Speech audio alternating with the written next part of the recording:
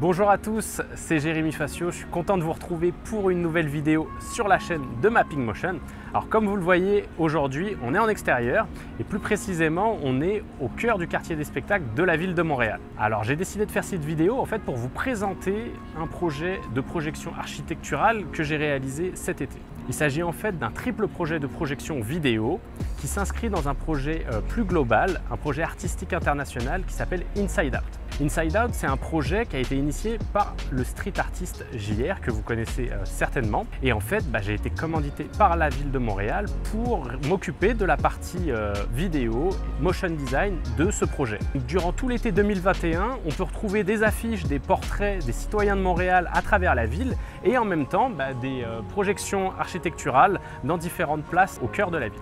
Donc dans cette vidéo, je vais vous présenter mon processus de création en partant du brief client jusqu'à la réalisation et la diffusion du fichier final. Je vais vous montrer aussi les différentes étapes qui sont la conception, les mises en situation, le prototypage. On va voir aussi un petit peu à l'intérieur du fichier After Effects quelques petits trucs que j'ai pu trouver. Je vais aussi vous parler un petit peu des contraintes qui sont inhérentes à ce type de projet, donc de mapping vidéo. Donc si le programme vous intéresse, abonnez-vous, activez la petite cloche et sans plus tarder, on se retrouve pour rentrer dans le vif du sujet.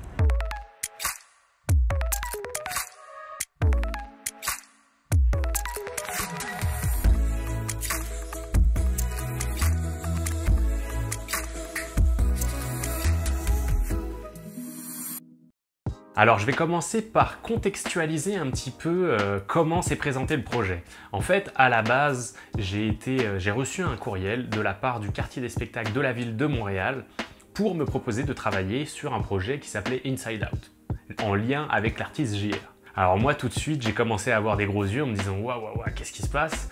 J'ai tout de suite appelé et on m'a confirmé que c'était bien pour ce projet que je connais quand même, que je suis depuis un moment déjà, qui s'appelle Inside Out. Donc là, je suis très intéressé. Le fait est que je devais rentrer en France 2 jours après parce que voilà, avec le Covid et tout ça, j'avais pas vu ma famille depuis plus d'1 an et demi. Mais c'est sûr qu'à la réception de ce courriel, je me dis bon je vais décaler mon voyage, je veux absolument travailler sur ce projet. Là, c'était vraiment un coup de cœur et je souhaite que ça vous arrive.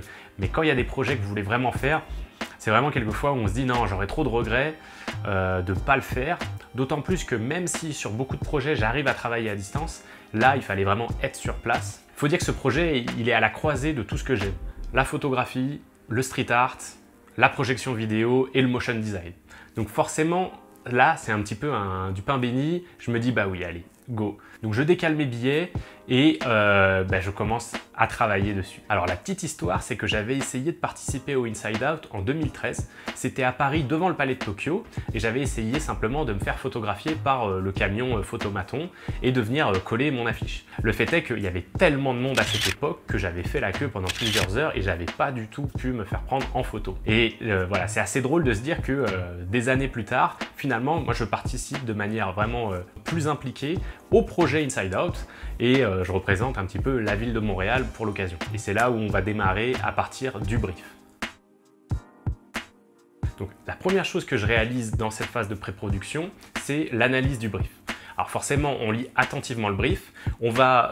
Personnellement, j'extrais des mots, je crée ce qu'on appelle un nuage de mots. Donc à partir de mots qui me semblent particulièrement importants dans le brief, je vais venir chercher des idées un peu, relier des mots les uns les autres, venir les agrandir, les grossir. Pour moi, c'est vraiment d'abord commencer à l'écrit pour essayer de dégager un concept. Il y a des mots comme ça qui vont me servir à justifier mes choix en animation ou mes choix graphiques. À partir de ce nuage de mots, je vais venir aussi essayer de créer une problématique. L'idée maîtresse de ce projet, c'était de mettre en valeur les travailleurs du monde du spectacle qui ont été littéralement froissés durant cette période de pandémie.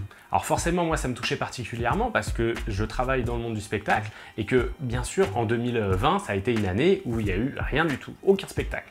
Alors moi, j'en ai profité pour faire d'autres choses. J'en ai profité entre autres pour faire ma formation After Effects. Mais voilà, c'est quand même une période particulière et il fallait justement montrer que cette période était finie, qu'on était dans un renouveau, un peu comme un printemps culturel qui viendrait éclore.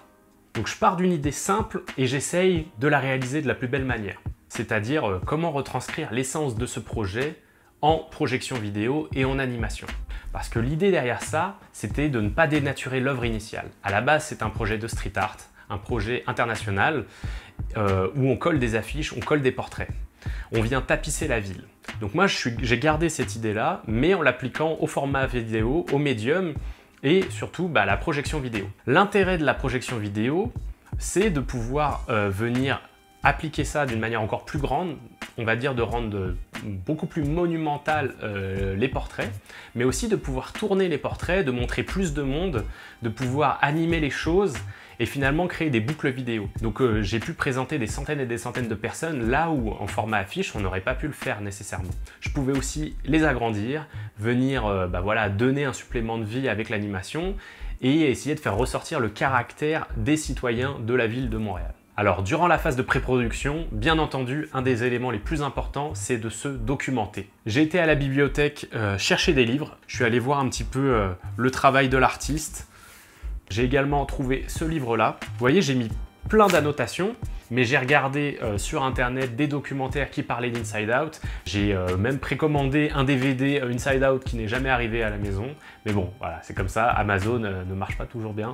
Cette phase de recherche, personnellement, je l'affectionne tout particulièrement. Ça me permet vraiment de rentrer à l'intérieur du projet. En général, je découvre plein de choses et je trouve que c'est cette partie-là qui m'enrichit le plus dans un projet. La pré-production, c'est vraiment ce que je préfère. Vous voyez, dans ce livre, j'ai des annotations. Donc ici, c'est acting, cadrage. Vous voyez, sur la dernière page du livre, on voit la texture du papier. Donc ça, c'est des éléments que je vais prendre en compte, moi, dans mes animations. Vous voyez ici, on peut voir un intérêt tout particulièrement sur les textures du visage. On voit aussi le positionnement des mains.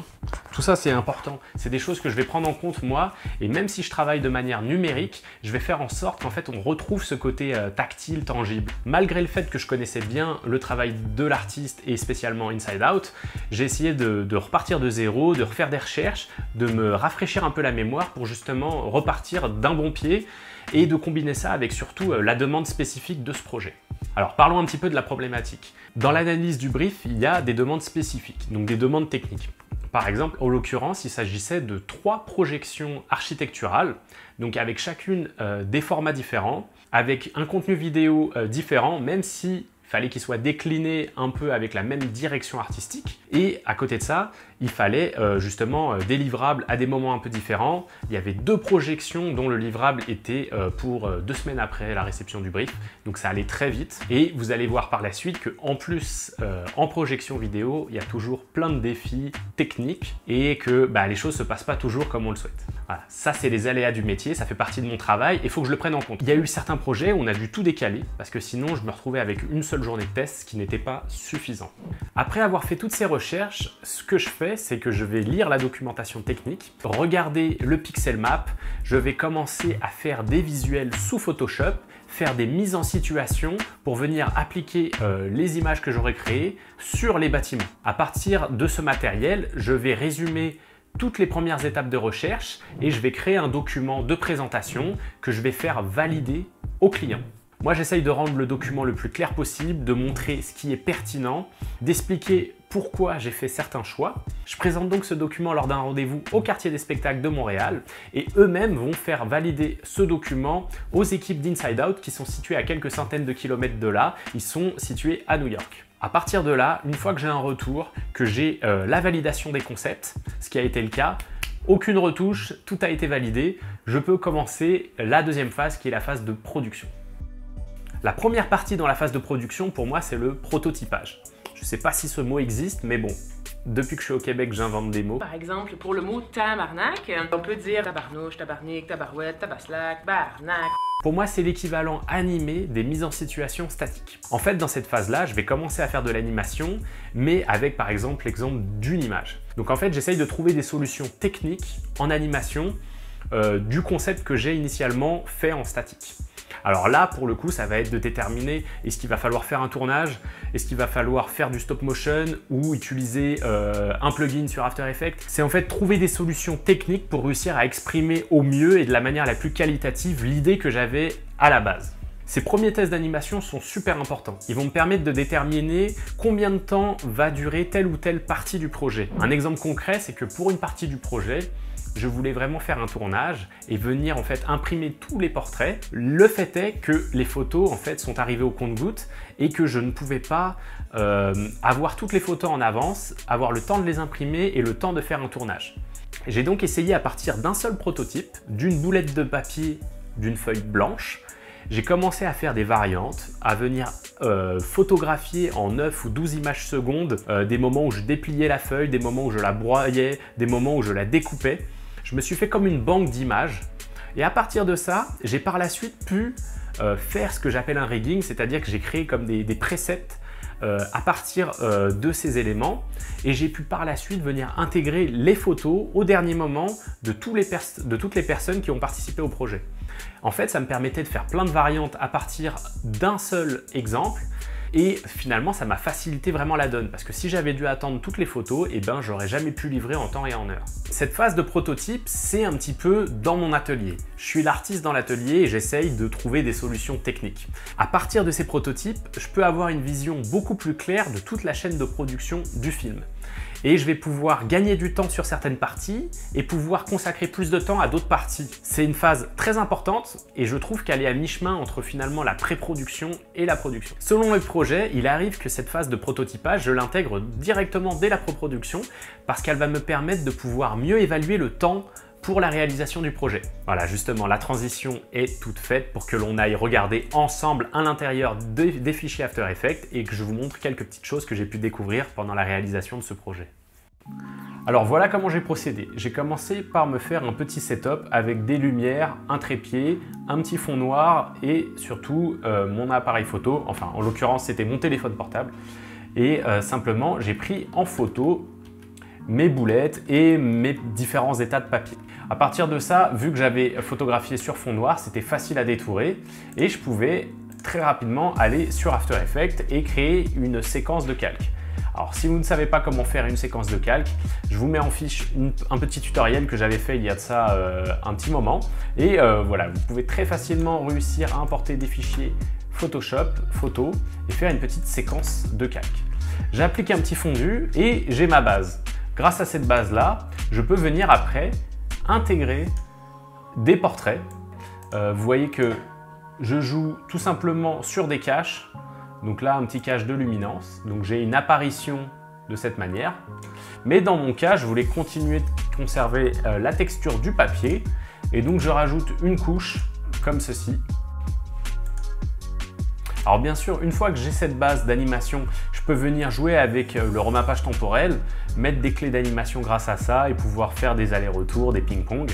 Voilà, le point que je voudrais vous expliquer aujourd'hui, c'est en quoi c'est important de préparer vos propres assets. Vous pouvez très facilement, de cette manière, vous voyez là j'avais des centaines de photos, je peux sélectionner un autre portrait et venir très facilement remplacer mon image. Et là, j'ai la base de mon animation. Donc par la suite, je peux venir appliquer ça, voilà, très facilement. Donc voilà, moi ça m'a bien été utile. Je me suis créé toute une banque de déroulement de papier, de différents états de papier et ça a été la base de cette manière de pouvoir justement faire toutes mes animations.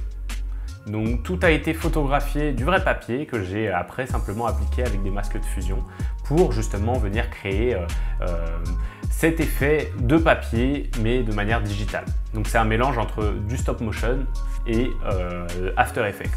Autre point que je voulais vous montrer, c'est pour se faire des mises en situation. Donc on a vu que sur Photoshop, quand je présente le projet, je fais des mises en situation. Et ben, je vais repartir de cette base que j'ai pu utiliser et créer sur Photoshop. Je vais simplement garder l'image que j'ai travaillée en arrière-plan et je vais simplement venir appliquer par-dessus ma vidéo pour justement venir tester un peu mes idées et me rendre compte si cela fonctionne.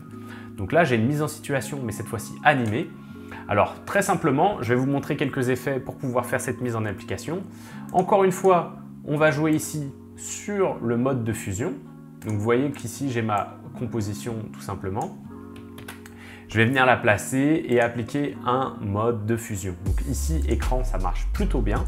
Ça va permettre de justement supprimer tout le noir. Ce qui est très pratique en fait parce que c'est exactement ce qui se passe avec les projecteurs et les logiciels de projection mapping. En fait, le noir, c'est la réserve. Pour ceux qui font du graphisme print, ils comprendront ce qu'est la réserve. Dans une édition de livre, la réserve, c'est en fait la couleur du papier. Il faut considérer le noir vidéo en projection comme la réserve. Et là, ici, tout simplement sur cette composition, je viens appliquer un effet 4 coins.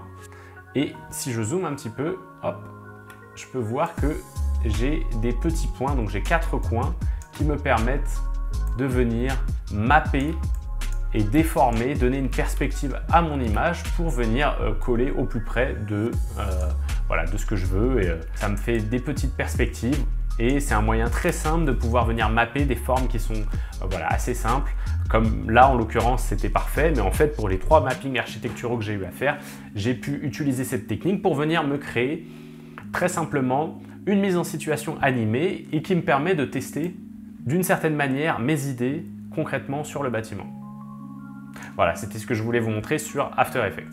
Voilà, j'ai fait très exactement la même chose sur toutes mes surfaces. Donc là, j'avais un fichier, on va dire ce qu'on appelle le bitmap. J'avais un plan en fait de la bibliothèque et par-dessus, tout simplement mes vidéos et venir appliquer cette fois-ci un masque de fusion en produit pour pouvoir tester ce que ça rendait et en prenant connaissance de toutes les striures, des caractéristiques de ce bâtiment qui est un bâtiment en verre avec des lamelles en fait de verre. Dernière chose que je voulais vous montrer, c'est au niveau ici des réglages. Alors vous voyez, je me mets toujours sur une cadence de 30 images secondes. Alors c'est la norme en Amérique du Nord, mais c'est la norme plus ou moins pour tous les projecteurs à travers le monde. Enfin en tout cas, je vous préconise de partir sur une cadence à 30 images secondes, vous pourrez toujours la réduire. Dans le cas inverse, si vous êtes parti sur 24 images secondes, il y aura un petit lag si vous essayez d'exporter en 30 images secondes. Donc je recommande de partir sur une cadence 30 images secondes. Dernière chose, pour l'exportation, privilégiez des codecs comme le Apple ProRes. Alors même si vous êtes sur PC, vous avez accès à ces codecs sur les dernières versions d'After Effects, sur Media Encoder aussi. Pourquoi ces codecs-là? Ils sont très bons et privilégiés par la plupart des serveurs vidéo. Voilà, c'était tout ce que je voulais vous montrer sur After Effects. Maintenant, je voudrais vous parler un petit peu des spécificités que l'on peut rencontrer sur un projet de mapping architectural. La première spécificité, c'est qu'il va falloir faire des tests de nuit. Alors forcément, on ne peut pas concurrencer le soleil et quand on travaille en projection, surtout en extérieur, il faut qu'on travaille de nuit. Donc ça, c'est une évidence, il va falloir travailler un peu de manière décalée, donc on va faire des journées un peu décalées, on va dormir un peu plus tard le matin et on va travailler un peu plus tard le soir. Le deuxième point important, c'est qu'il va falloir prendre en considération ce qu'on appelle la pollution lumineuse. La pollution lumineuse, ça peut être les lampadaires qui vont être à côté de notre surface de projection et qui vont venir concurrencer la lumière du projecteur. Ça peut être également des lumières qui vont être à l'intérieur du bâtiment, dans le cas d'un bâtiment en verre, et qui vont venir concurrencer la lumière du projecteur et entacher et créer des endroits où il y aura des trous dans notre projection. Ça, c'est des éléments à prendre en considération. On peut faire des demandes spécifiques pour venir éteindre certains lampadaires. On peut faire aussi des demandes pour venir baisser des rideaux à l'intérieur d'un bâtiment, éteindre des lumières, etc., etc. Un autre élément à prendre en considération, c'est le poids des rendus vidéo. Vous imaginez que pour des projets de mapping, on va travailler dans des résolutions 4K avec plusieurs milliers de pixels. On va être dans des formats qui vont être quelquefois complètement custom, très particuliers et qui vont nécessiter de gros temps de rendu et des poids de fichiers vidéo très importants. Donc c'est à prendre en considération. On ne peut pas finir une vidéo juste 1 heure avant des tests. Il va falloir prévoir plusieurs heures de rendu, même si vous avez une très bonne machine, ce qui est pourtant mon cas. J'ai une grosse carte graphique et un gros processeur, mais malgré tout, ça prenait quand même plusieurs heures. Ensuite, il va falloir prévoir le temps d'upload, le temps d'envoyer les fichiers pour le serveur vidéo. Ça prend du temps de venir uploader ce fichier et pour les entreprises qui réceptionnent, ça prend du temps de venir les télécharger.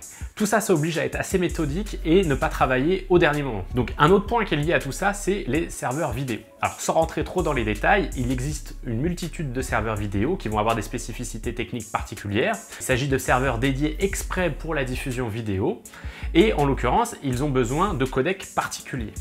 Et ces codecs, faut les prendre en considération quand vous exportez vos vidéos.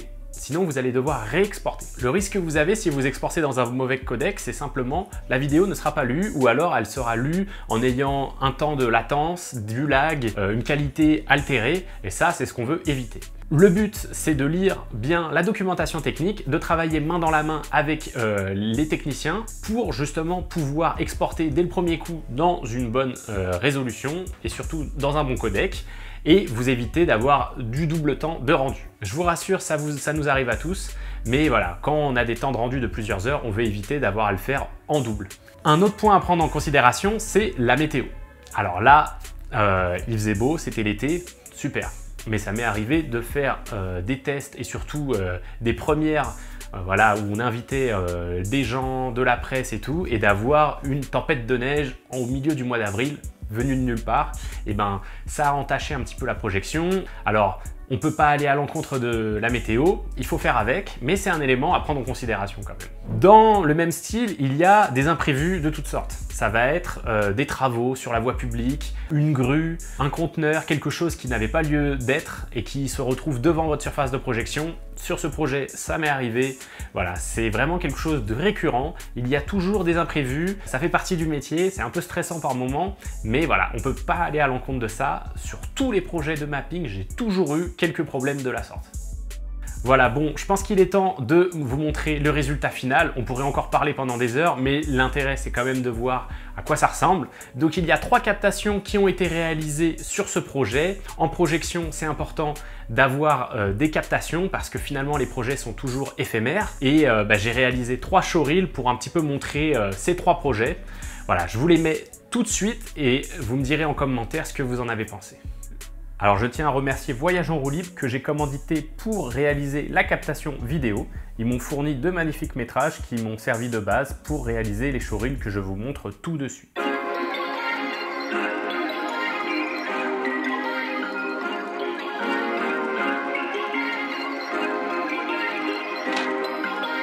Perfect.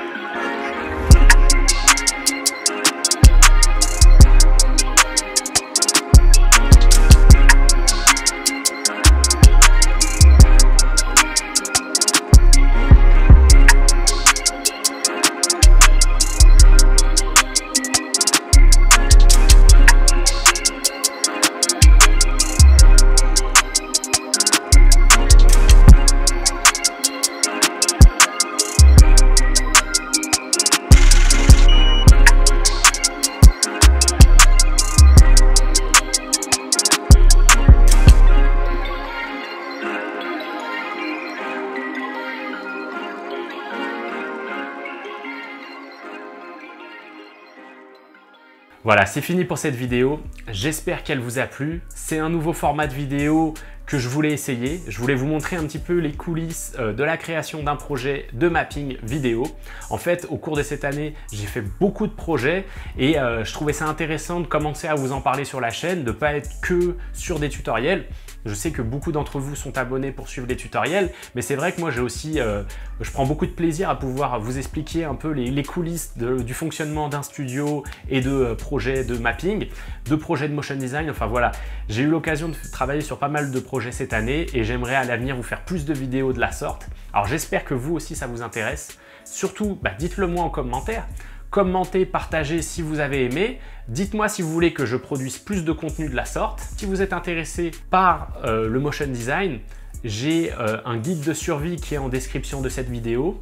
J'ai aussi créé une formation After Effects pour une formation sur 3 mois pour maîtriser les compétences de base d'After Effects. C'est une formation vraiment dense, mais voilà, je rouvre les inscriptions très régulièrement, donc je vous conseille de vous inscrire sur la newsletter du blog mappingmotion.com. Je vous remercie d'avoir regardé cette vidéo et je vous dis à très bientôt pour une prochaine vidéo.